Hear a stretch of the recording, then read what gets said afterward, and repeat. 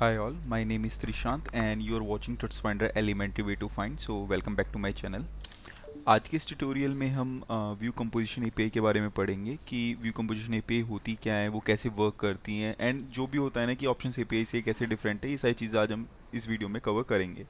क्योंकि अभी जो लेटेस्ट व्यू 3 वर्जन है उसमें मतलब रिकमेंड किया गया है कि हमें कंपोजिशन से एपीआई यूज़ करनी चाहिए। इवन टाइपस्क्रिप्ट को भी रिकमेंड किया गया है कि हमें टाइपस्क्रिप्ट ही यूज़ करनी चाहिए। ठीक है, सो आज हम वही सारी चीज़ें इस ट्यूटोरियल में कवर करेंगे। तो चलिए चलते हैं। सो हम क्या क्या कवर करने वाले हैं। फर्स्ट की कंपोजिशन एपीआई होती क्या है, ठीक है। देन उसके बेनिफिट्स की क्या क्या बेनिफिट्स हैं उसके ओवर ऑप्शंस एपीआई। देन दोनों में डिफरेंस देखेंगे कि options API and composition API कैसे मतलब डिफरेंट है एक दूसरे से। एंड देन हम एग्जांपल की हेल्प से भी देखेंगे कि भाई कंपोजिशन एपीआई का यूज़ हम कैसे कर सकते हैं। ओके, तो फर्स्ट आता है हमारा कंपोजिशन एपीआई कि कंपोजिशन एपीआई हमारी होती क्या है, ठीक है। सो जैसे हम टेम्पलेट में पहले ऑप्शन एपीआई यूज़ करते थे तो सेम वैसे ही यूज़ करते हैं इसमें, ठीक है। बस ये क्या होता है कि एक ना एपीआई का सेट होता है जो हमारे जो कोड होता है ना उसको एक साथ कर देता है, ठीक है। उसमें हमें क्या होता था, ऑप्शंस की फॉर्म में हमारे पास कोड होता था कि हमारे पास मेथड्स अलग हैं, कंप्यूटर प्रॉपर्टीज़ अलग हैं, माउंटेड में कुछ डिक्लेयर करना है तो वो सब अलग है। बट इसमें क्या हम अपने सारे कोड को ना एक साथ कर सकते हैं, ठीक है। और हमें ना इसमें ना क्या कहते हैं कि इंपोर्ट नहीं करते हैं हम ऑप्शंस को, इसमें हम फंक्शंस को डिक्लेयर करते हैं, ठीक है। एंड ये ऑप्शंस एपीआई का ही एक ऑल्टरनेटिव है, ठीक है। हम व्यू 3 में हम ऑप्शंस एपीआई भी यूज़ कर सकते हैं, कंपोजिशन एपीआई भी, बट रिकमेंडेड जो है वो कंपोजिशन एपीआई है। आप व्यू 2.7 में भी कंपोजिशन एपीआई का यूज़ कर सकते हैं, ठीक है। उसे आई मीन अलग से इंस्टॉल करके यूज़ कर सकते हैं। तो इसमें ना हम स्क्रिप्ट सेटअप का यूज़ करते हैं, स्क्रिप्ट सेटअप की हेल्प से हम कंपोजिशन एपीआई का यूज़ करते हैं। और उस स्क्रिप्ट सेटअप में ना हमारी सारी चीज़ें होती हैं, जैसे कि हमारी सारे रिएक्टिव डेटा जो भी होता है, जो भी हम वेरिएबल्स वगैरह डिक्लेयर करते हैं वो भी सारे उसमें होते हैं। लाइफ साइकिल हुक्स होते हैं, ऑन माउंटेड, ऑन अनमाउंटेड, ठीक है। और ये सब ना हमें इंपोर्ट करने पड़ते हैं, ठीक है। ये हमें जैसे हमारा ऑप्शन एपीआई में होता था डायरेक्ट हम प्रॉपर्टी ली और यूज़ कर लिया, ऐसे नहीं होता, इसमें हमें इंपोर्ट करने पड़ते हैं, ठीक है। फिर उसके अलावा इसमें डिपेंडेंसी इंजेक्शन होते हैं, जैसे कि प्रोवाइड इंजेक्ट, ठीक है। हम उसमें ऑप्शन एपीआई में हम प्रॉप्स इवेंट्स का यूज़ कर पाते थे व्यू 2 में, ठीक है। बट इसमें हमें प्रोवाइड इंजेक्ट करना यूज़ करना चाहिए, क्योंकि ये प्रॉप ड्रिलिंग जो होती है हमारी उसको भी ईजी कर देता है कि हम नेस्टेड कंपोनेंट्स में अगर आपको प्रॉप्स को गेट करना है तो वो आप इजीली कर सकते हैं, ठीक है, in composition API with the help of provide and inject. तो ये तो हो गया कंपोजिशन एपीआई के बारे में, थोड़ा ओवरव्यू मिला कि भाई कंपोजिशन एपीआई कैसे होती है, ठीक है, कि इसमें हमारा कोड जो एक साथ हो जाता है, स्क्रिप्ट सेट का यूज़ कर पाते हैं, ये सब हो गया, ठीक है। अब बात करते हैं इसके बेनिफिट्स के बारे में। ओके, सो इसके कुछ ये बेनिफिट्स होते हैं, ठीक है। पहली चीज़ की रीयूजेबिलिटी प्रोवाइड करता है, ठीक है। तो हमारे जो ऑप्शन एपीआई में हम यूज़ करते थे ना मिक्सिंग्स, तो उसके कुछ ड्रॉबैक्स थे, जैसे कि same variables name, functions name, काफ़ी सारे उसके ड्रॉबैक्स थे। तो यहाँ पे ना उस चीज़ का ध्यान रखते हुए ये कंपोजिशन एपीआई है, ठीक है, ये इस चीज़ को मतलब मिक्सिंग्स का जो है उसकी जो भी मतलब ड्रॉबैक्स थे ना उन सबको यहाँ पे फुलफिल करता है, ठीक है। तो रीयूजेबिलिटी बहुत अच्छी प्रोवाइड करता है ये। जो कोड का स्ट्रक्चर है ना यहाँ बहुत बहुत अच्छा मिलता है हमें, ठीक है। सपोज कीजिए कि आपके पास आपने वेरिएबल तो डिक्लेयर ऑप्शन एपीआई की में आपने वेरिएबल डिक्लेयर कर दिया ऊपर, ठीक है, जहाँ पे हम डेटा रिटर्न कराते हैं वहाँ पे वेरिएबल डिक्लेयर कर दिया, ठीक है। मैं आपको दिखा देता हूँ। ओके, तो आप देख पा रहे होंगे काउंट मैंने यहाँ डिक्लेयर कर दिया, ठीक है। फिर काउंट का जो फंक्शन मैं बना रहा हूँ यहाँ बना रहा हूँ। सपोज करो मुझे काउंट की कोई एपीआई कॉल करानी है तो वो मैं अलग बनाऊंगा, तो ये क्या तीनों चीज़ अलग अलग होगी। अब सपोज कीजिए यहाँ पे मेरे पास एक और फंक्शन है।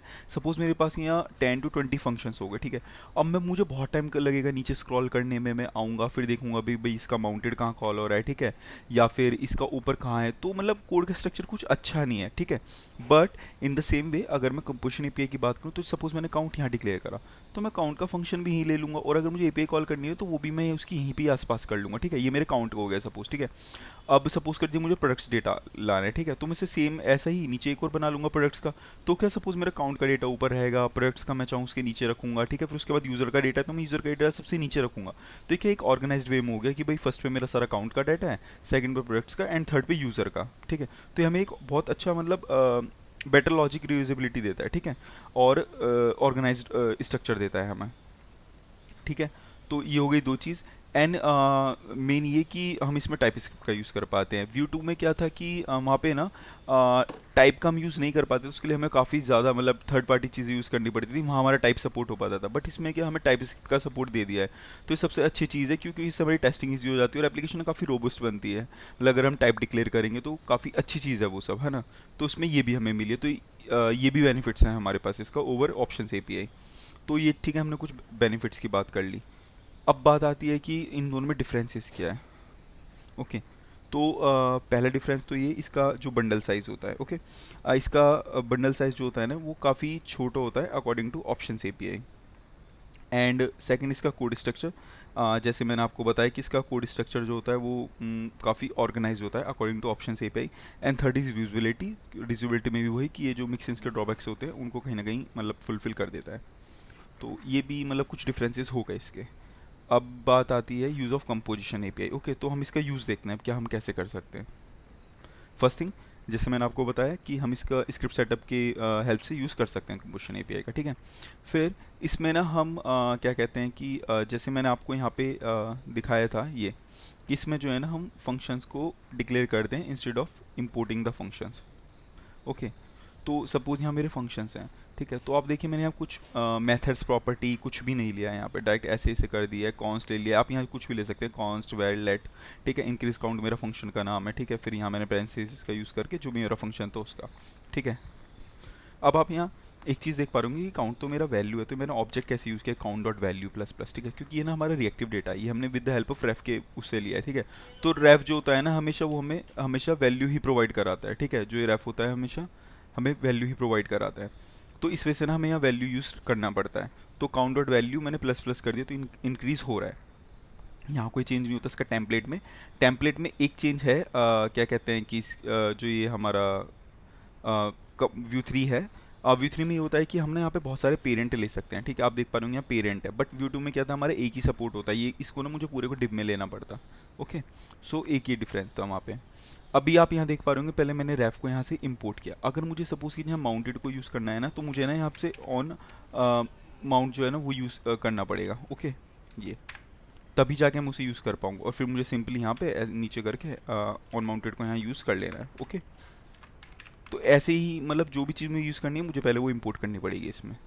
तो रेफ का भी हमने वही किया, रेफ का मैंने इंपोर्ट किया है। अब देखिएगा ये तो मेरा व्यू थ्री का कोड है, कंपोजिशन एपीआई जो मैंने किया हुआ, ठीक है, with the help of script setup. और ये जो है ना मेरा, ये आप देख पा रहे होंगे, ये मेरा जो व्यू टू में हम ऑप्शन एपीआई थे वो था। तो यहाँ पे मेरा डेटा अलग है, मेथड्स अलग है, एंड और भी कुछ चीज़ होती तो वो अलग होती, ठीक है। फ़र्क तो दोनों सेम ही करने वाले हैं ये। अब सपोज मैं यहाँ कुछ एंटर करूँगा, हुआ वो भी, और इंक्रीज़ भी कर सकता हूँ मैं उसके लिए, सेम यहाँ पे भी है। तो डिफरेंस तो कुछ आया नहीं है इसमें, ठीक है। बस जो भी है थोड़ा लॉजिक के लिखने में डिफरेंस है कि हम उसे कैसे डिक्लेयर कर सकते हैं, चीज़ों को कैसे यूज़ कर सकते हैं। तो एक ना मैंने आपको छोटा सा ओवरव्यू दिया है कि कंपोजिशन एपीआई और ऑप्शन एपीआई में क्या डिफरेंस होता है। ओके, इसके जो रिएक्टिव डेटा आया है, जैसे कि जो भी चीज़ें आई हैं अभी, रिएक्टिविटी एंड जो भी इसके फंक्शंस आए हैं, लाइफ साइकिल हुक्स आए हैं, ठीक है, प्रोवाइड इंजेक्ट है, उनके ऊपर जो भी डेडिकेटेड वीडियोस वो मैं आपको डिस्क्रिप्शन में लिंक उनका डाल दूंगा, एंड आप वहाँ से एक्सप्लोर कर सकते हैं कि और डीपली कंपोजिशन एपीआई में होता क्या है, ठीक है। और जो भी अलग से चीज़ें होंगी इसमें, मतलब जो भी इंपॉर्टेंट चीज़ें होंगी उनकी भी मैं एक अलग से डेडिकेटेड वीडियो बना के डाल दूंगा। ओके, सो इस ट्यूटोरियल में इतना ही था कि बेसिक सा composition API and option API में डिफरेंस क्या है और एग्जैक्टली कंपोजिशन एपीआई होती क्या है। ओके, सो नेक्स्ट वीडियोज़ में मैं आता हूँ कुछ और अच्छे नए टॉपिक्स के साथ। तब तक के लिए थैंक यू एंड बाय।